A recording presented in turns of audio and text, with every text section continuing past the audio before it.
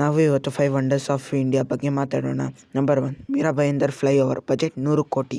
ಇದು ಯಾವುದೇ ಸಾಧಾರಣವಾದ ಸೇತುವೆ ಅಲ್ಲ. ಇದು ಇಂಜಿನಿಯರಿಂಗ್ ಮತ್ತು ದೇವರ ಶಕ್ತಿಯುಳ್ಳ ಸೇತುವೆ. ನೀವು 60 km/h ಸ್ಪೀಡ್ನಲ್ಲಿ ಗಾಡಿಯನ್ನು ಚಲಾಯಿಸಿದರೆ ನೀವು ಫ್ರೀಯಾಗಿ ದೇವರ ದರ್ಶನವನ್ನು ಮಾಡಬಹುದು.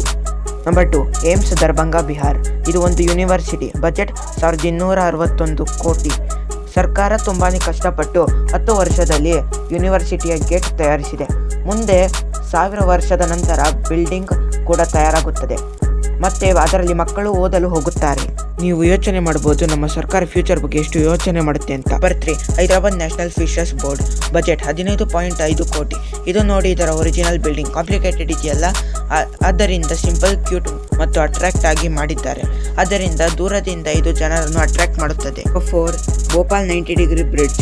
ಬಜೆಟ್ 18 ಕೋಟಿ. ಆಲ್ ಓವರ್ ಇಂಡಿಯಾನಲ್ಲಿ 90 ಟನ್ ಬ್ರಿಡ್ಜ್ ಇರಲಿಲ್ಲ. ಆದ್ದರಿಂದ ಇಂಜಿನಿಯರ್ಸ್ ತಮ್ಮ ಕ್ರಿಯೇಟಿವಿಟಿಯನ್ನು ತೋರಿಸಿ ಇದನ್ನು ಮಾಡಿದರು. ಇದನ್ನು ಸೋಷಿಯಲ್ ಮೀಡಿಯಾದಲ್ಲಿ ತುಂಬಾನೇ ಹೊಗಳಿದರು.